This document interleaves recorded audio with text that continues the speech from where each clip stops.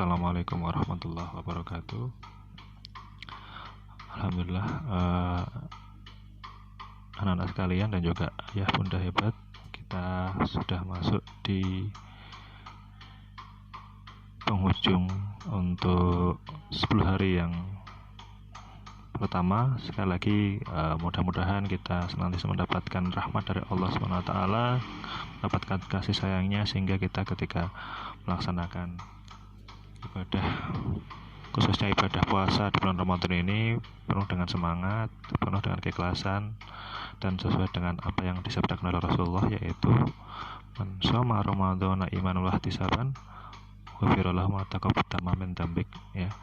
Jadi barang siapa yang berpuasa di bulan Ramadan dengan iman dan juga benar-benar mengharap pahala dari Allah SWT, maka mudah-mudahan segala dosa-dosa yang pernah kita lakukan beberapa waktu sebelumnya kita bisa terampuni, amin ya rabbal alamin. Ya, pada kesempatan kali ini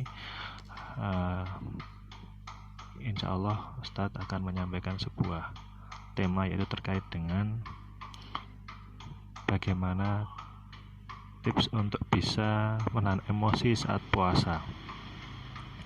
Kenapa kok tentang emosi? Karena jadi puasa itu tidak hanya menahan makan dan minum saja, artinya tidak hanya menahan secara fisik saja, tapi juga menahan yang sifatnya non fisik, ya, khususnya adalah menahan hal-hal yang berkaitan dengan penyakit hati. Contohnya adalah dulu pernah saya sampaikan di awal, yaitu tentang jangan sampai kita ketika puasa itu melakukan hal-hal seperti mengadu domba, kemudian ghibah atau ngelendengi, kemudian beberapa penyakit hati yang lainnya, misalkan hasad, dengki, berbohong, berdusta, ya, dan lain sebagainya. Itu secara fikih memang kalau bicara tentang apakah sah puasanya, tapi bisa membatalkan pahala puasanya atau bisa mengurangi pahala puasa, seperti itu.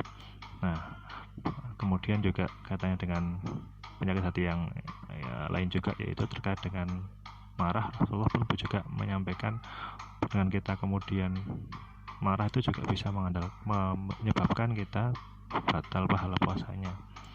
Nah, dan anak-anak pun saya yakin pasti ingat dengan sebuah hadis Rasulullah, yaitu la taqtabu alakal jannah, bahwa dengan kita tidak marah maka kita akan bisa masuk surga.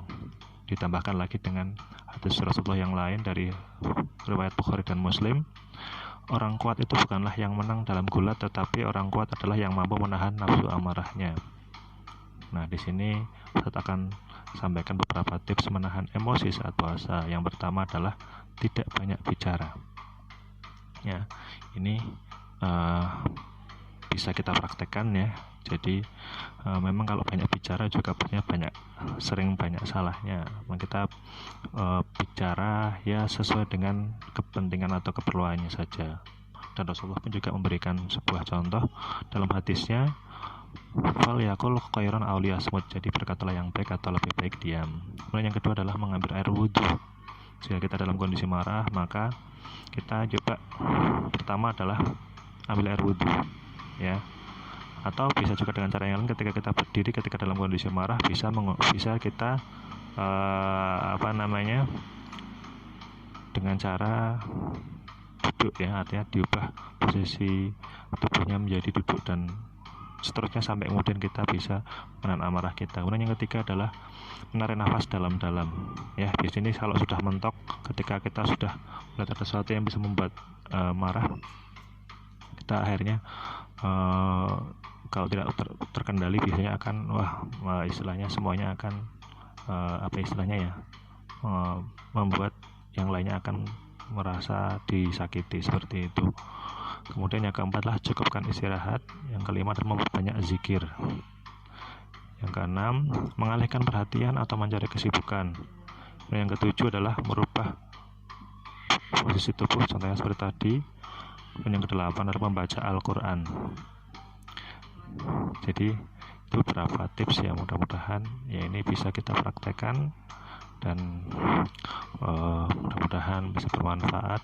Dan sekali lagi, ketika kita biasanya kalau sudah marah itu, ketika sudah selesai marah, maka biasanya akan merasa menyesal ya, karena dengan kita marah itu nanti kan memang itu biasanya karena perbuatan setan, kita terpengaruhi oleh setan. Nah, ketika selesai kita pasti akan merasa menyesal, oh kenapa kok tadi aku marah seperti itu. Maka dari itu, biar kita tidak menyesal, maka kita bisa coba beberapa tips ini. Itu saja mungkin dari Ustadz, kurang lebih mohon maaf, dan kita sambung nanti di video berikutnya. Wassalamualaikum warahmatullahi wabarakatuh.